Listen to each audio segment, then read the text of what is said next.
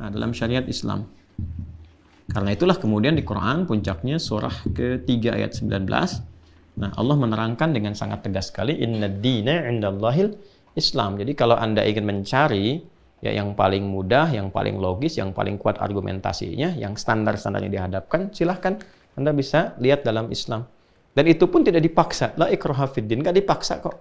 Kalau ingin mencari, ingin belajar, silahkan. Justru saat seseorang muslim memaksa orang lain untuk meyakini misalnya ketuhanan Allah, dia maksa, dia berdosa. Indah sekali. Lakum dinukum waliyadin. Anda ambil konsekuensinya ketika kembali kepada Allah.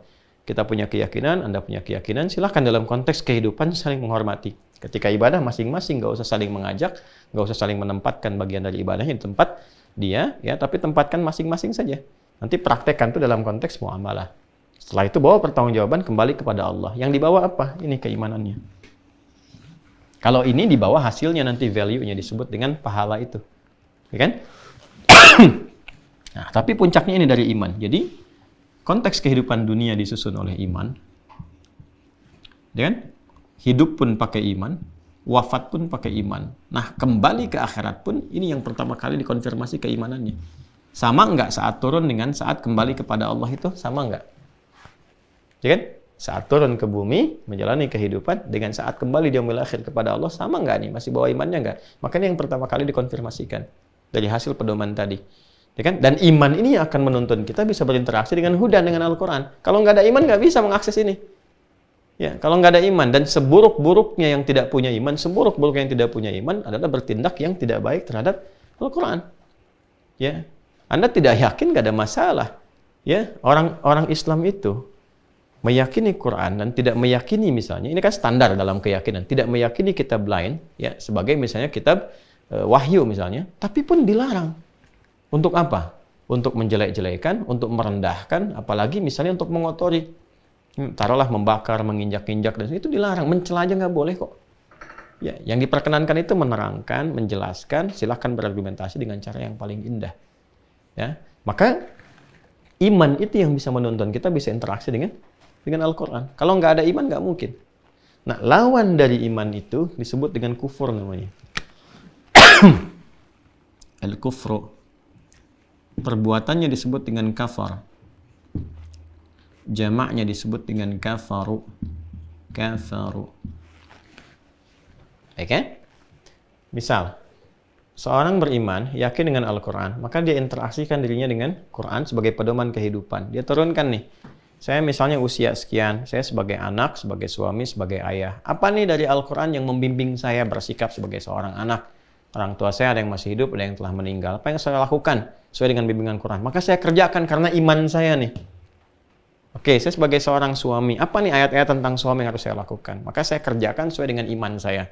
Ya kan? Demikian seterusnya, saya kerja nih sebagai seorang guru. Apa nih tuntunan pengetahuan yang harus diajarkan? Bagaimana caranya? Seperti apa? Konteks pengetahuan sesuai dengan zamannya, kita bisa belajar dimanapun. Tapi value-nya kita ambil dari Quran. Bagaimana cara belajar yang benar? Ya kan? Bagaimana cara menempatkan ilmu secara baik, mengajar dengan etika, dan sebagainya. Nah, itu kita ketika praktekkan semua ini karena iman, dapat nilai di hadapan Allah. Dijamin saat di dunia, fala khaufun 'alaihim wa lahum yahzanun. Saat pulang dia mendapatkan lahum ajrun ghairu mamnun. Ya kan? Jadi saat di dunia, la khaufun 'alaihim wa lahum yahzanun. Saat pulang, lahum ajrun ghairu mamnun. Dia dapat nilai, dia yang nilai ini menjadi bekal, konversinya menjadi bekal untuk dibawa ke rahmat Allah, mendapatkan rahmat Allah untuk menempati surganya Allah Subhanahu wa ta'ala. Kan hukumnya berbeda antara dunia, alam kubur sampai akhirat. Mesti beda karena dimensinya kan tidak sama. Tapi yang dikonfirmasi awalnya keimanannya. Ini yang pertama yang harus kita pahami dulu. Nah, yang menutup dirinya, menutup cahaya imannya, mengcover, dia tutup kan imannya, dia memilih ya sudah, saya menutup diri saja dari itu.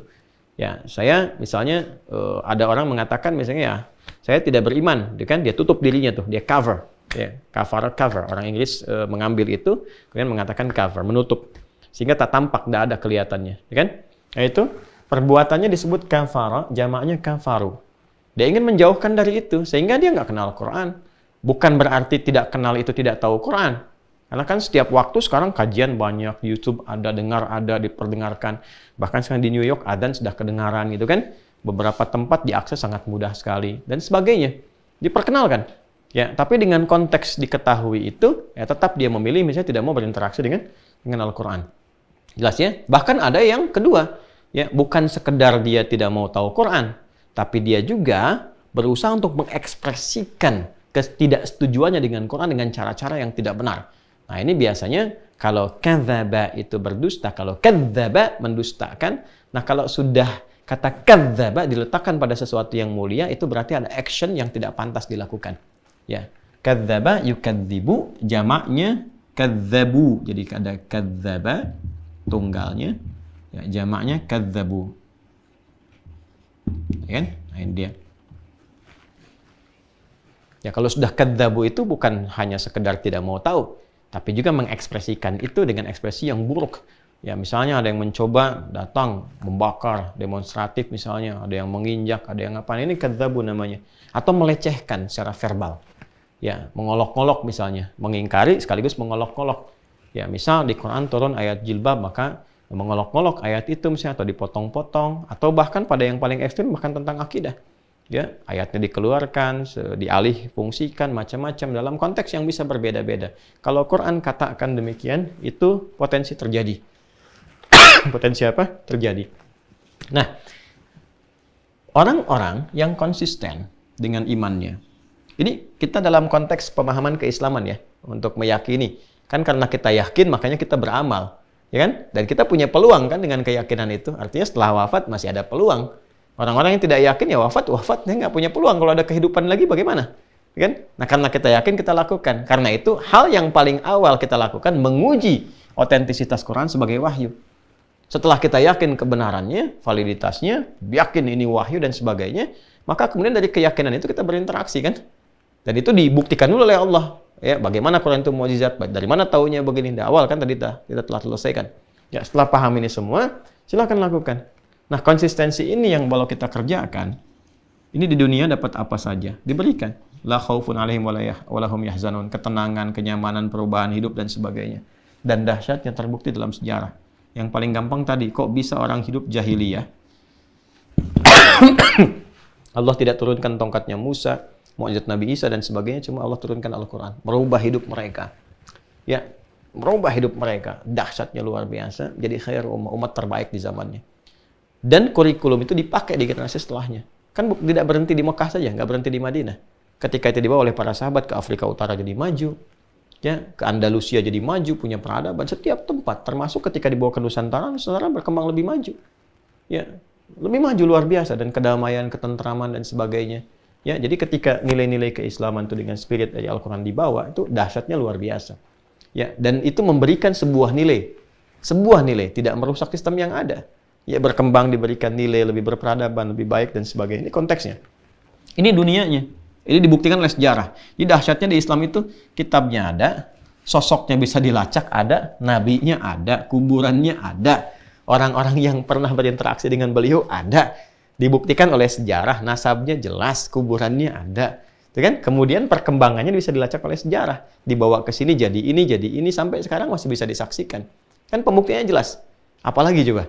Ya, jadi semua hal yang terkait dengan hidup, pembuktiannya ada. Tinggal keyakinannya itu ada apa enggak. Ini umat Islam sekarang ini punya nilai keimanan yang sama enggak dengan orang-orang sebelumnya. Katanya pengen generasi emas, pengen gini, pengen gitu. Islam tawarkan value. Dan value itu ketika diterapkan dalam setiap tempat selalu berkesesuaian dengan nilai-nilai kehidupan. Karena itu kan pedoman hidup untuk semua manusia. Nggak akan merusak, nggak akan berubah, dan nggak akan pernah bertentangan. Ya, dengan nilai-nilai baik yang diterapkan di tempat yang dia tinggal. Misalnya nih, kita punya dasar di Indonesia Pancasila, ada Undang-Undang Dasar 45 dan turunannya. Itu nggak akan pernah bertentangan dengan value yang ada dalam Quran, dalam hadis. Nggak akan pernah, karena seiring berjalan bersamaan. Ya, nilai kebaikannya, nilai kemuliaannya dan sebagainya. Dan dahsyatnya dijamin oleh undang-undang juga. Dalam konteks kita beribadah ini. Ya, pemahaman ini. Nah, ini keimanan.